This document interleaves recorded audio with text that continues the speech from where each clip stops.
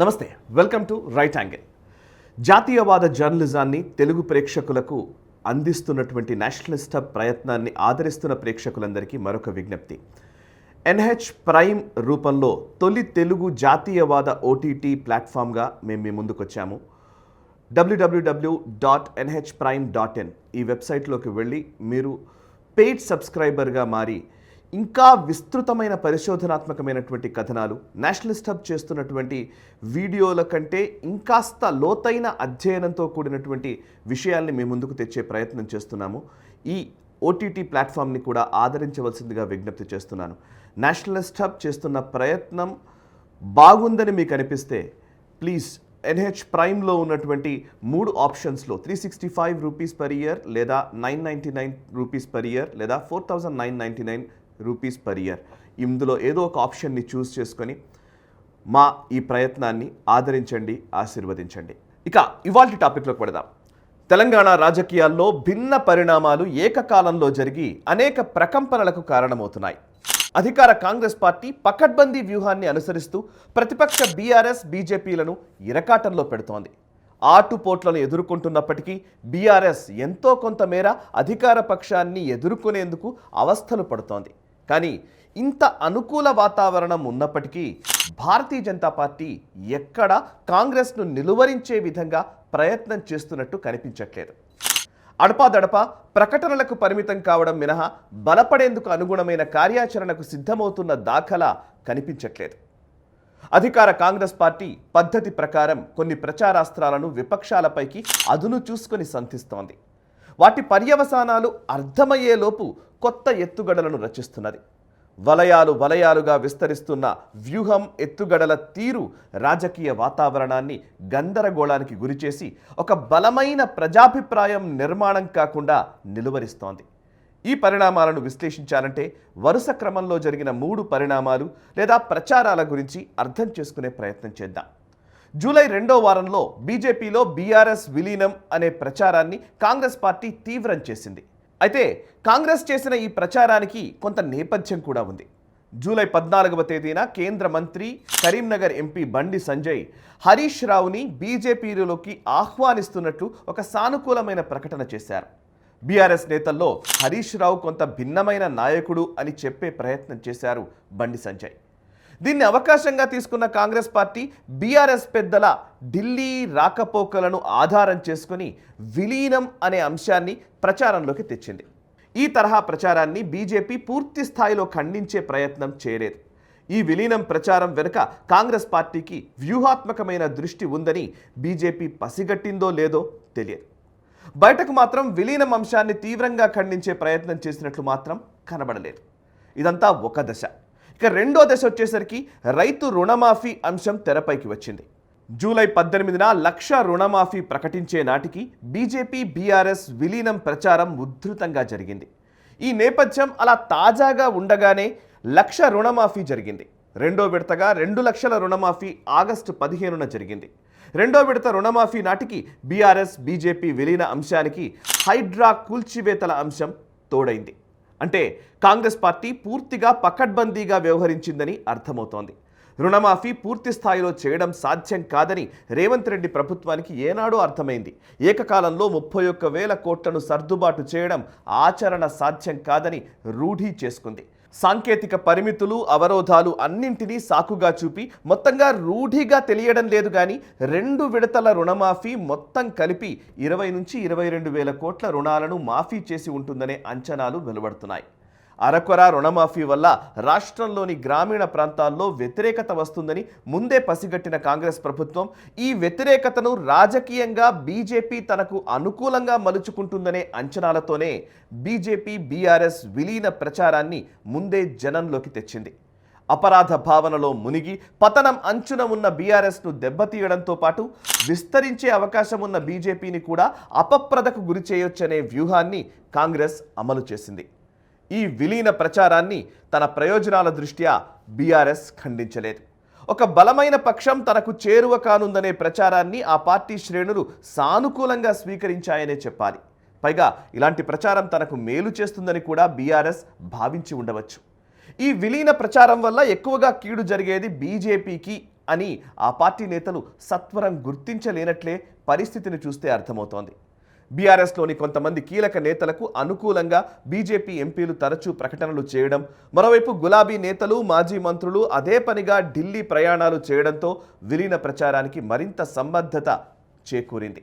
స్థానిక సంస్థల ఎన్నికల్లో బీజేపీని కట్టడి చేయడానికి ఈ విలీనం ప్రచారం అధికార కాంగ్రెస్కు ఆయుధంలా ఉపయోగపడుతుందనడంలో సందేహం అక్కర్లేదు. కానీ బీజేపీ నేతలు మాత్రం ఈ ప్రచారాన్ని ఖండించాల్సినంత మోతాదులో ఖండించలేదు అనే చెప్పాలి. ఇక మూడో దశ విలీన ప్రచారం క్రమంగా పెరిగి అభిప్రాయాలు స్థిరపడే నాటికి రుణమాఫీ ప్రకటన జరిగింది. రుణమాఫీ తాలూకు వ్యతిరేకతను ప్రతిపక్షాలు తమకు అనుకూలంగా మలుచుకునే లోపు హైడ్రా కూల్చివేతల ప్రక్రియకు మితిమీరిన ప్రచారం జరిగింది. దానం నాగేందర్పై జీహెచ్ఎంసీ కేసు నమోదు చేయడంతో పాటు అటు ఎన్ కన్వెన్షన్ సెంటర్ని కూల్చివేయడంతో రాజకీయ ప్రలోభాలకు ప్రభావాలకు అతీతంగా హైడ్రా పనిచేస్తోందనే ప్రచారం జరిగింది. రుణమాఫీ వల్ల ఏర్పడిన ప్రజా వ్యతిరేకతను హైడ్రా కూల్చివేతలతో అధిగమించాలని ప్రభుత్వం భావించిందేమో తెలియదు. కేటీఆర్ సహా బీఆర్ఎస్ నేతలు 111 జీవో పరిధిలో బఫర్ జోన్ ఎఫ్టీఎల్ పరిధిలో నిర్మించుకున్న విలాస భవనాలను కూల్చేస్తున్నట్లు ప్రభుత్వం నుంచి అధికారుల నుంచి ప్రకటనలు వెలువడ్డాయి. కేటీఆర్ ఫామ్ హౌస్గా ప్రచారం జరుగుతున్న జన్వాడలోని ఫామ్ హౌస్ను ప్రభుత్వం కూల్చనుందనే ప్రచారం ఊపందుకుంది. ఈలోపు మంత్రి పొంగులేటి శ్రీనివాసరెడ్డి, ఇటీవలే కాంగ్రెస్లో చేరిన జితేందర్ రెడ్డి, మాజీ మంత్రి మహేందర్ రెడ్డి అక్రమ కట్టడాల గురించి బీఆర్ఎస్ మాట్లాడడం ఆరంభించింది.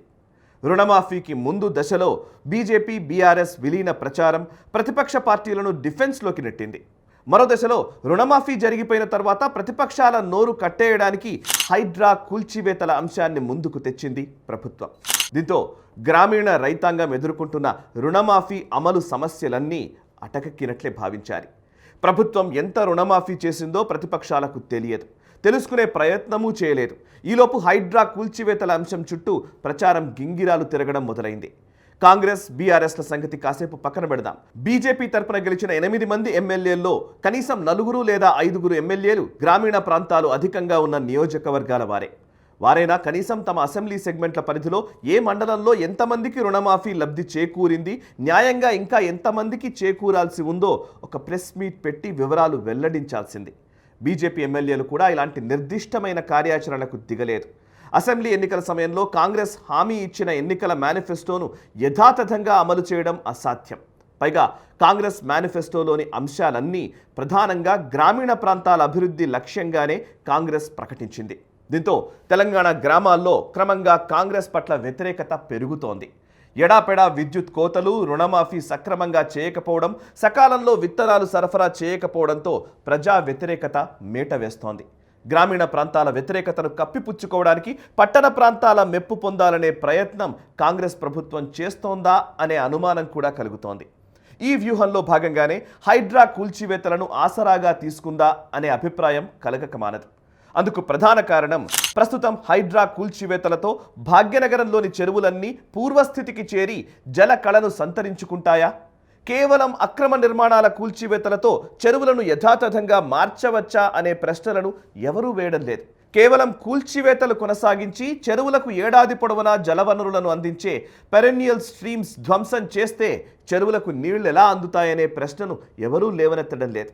భాగ్యనగరం వ్యాప్తంగా చెరువులు, సరస్సుల్లో అక్రమంగా వెలిసిన ఆకాశహర్మ్యాలను తొలగించడం దాదాపు అసాధ్యమనే చెప్పాలి.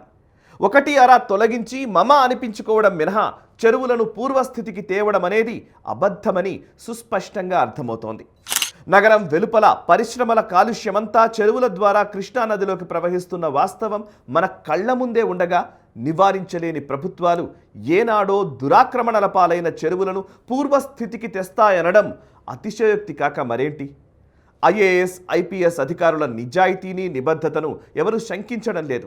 సమస్య అంతా విధాన నిర్ణయాల అమలులో రాజకీయ జోక్యం ప్రాబల్యం ఎంత అనడంలోనే ఉంది. అక్కడే హైడ్రా లాంటి ప్రభుత్వ సంస్థల పనితీరులోని విశ్వసనీయతను ప్రజలు బేరీజు వేసే ప్రయత్నం చేస్తారు. ఎన్ కన్వెన్షన్ అక్రమ కట్టడాలను కూల్చివేసినంత సాహసంతో ప్రస్తుత మంత్రుల అక్రమ కట్టడాలను లేదా ఎమ్మెల్యేల అక్రమ నిర్మాణాలను హైడ్రా కూల్చేస్తుందా అనే ప్రశ్నలను హైడ్రా అధికారులు ఎదుర్కోవాల్సి రావచ్చు. గత అనుభవాల ఆధారంగా ప్రజలు తమ విశ్వాసాలను మరింత దృఢం చేసుకుంటారు. గతంలో ప్రభుత్వాలు ఎలా మేకపోతు గాంభీర్యంతో వ్యవహరించి కొన్నాళ్ల తర్వాత మళ్ళీ పాత పాడిన రోజులను గుర్తు చేసుకుంటారు. హైడ్రా విషయంలో రాబోయే రోజుల్లో అదే జరిగినా ఆశ్చర్యం లేదు. అసలు సమస్య ఏంటంటే వీటిని నిరంతరం సమర్థవంతంగా గణాంకాల ఆధారంగా నిక్కచ్చిగా ప్రభుత్వాన్ని ప్రశ్నించగల రాజకీయ పార్టీ తెలంగాణలో లేకపోవడమే అసలు సమస్య. ప్రస్తుతం ఉన్న పార్టీలకు వారి వ్యవహారాలు చక్కబెట్టుకోవడానికే సమయం సరిపోదు. ఇక ప్రజా సమస్యలను అసెంబ్లీ కేంద్రంగా, మీడియా సాధనంగా, న్యాయస్థానాలు వేదికగా ప్రశ్నించే తీరిక ఉందా? అలాంటి ఖచ్చితమైన ప్రజాపక్షం తీసుకునే పార్టీ లేనంత కాలం హైడ్రాలు, ఫామ్ హౌస్ డ్రామాలు కొనసాగుతూనే ఉంటాయి. ఈ వీడియో నచ్చితే లైక్ చేయండి, 10 మందికి షేర్ చేయండి అండ్ మీ కమెంట్స్ ద్వారా మీ అభిప్రాయాలు మాతో పంచుకోండి. మనసా వాచా కర్మణ దేశహితం కోసం పరితపించే నేషనలిస్ట్ హబ్ గ్రూప్ ఆఫ్ ఛానల్స్ని సబ్స్క్రైబ్ చేసుకొని జాతీయవాద జర్నలిజాన్ని ప్రోత్సహించండి. Thank you very much.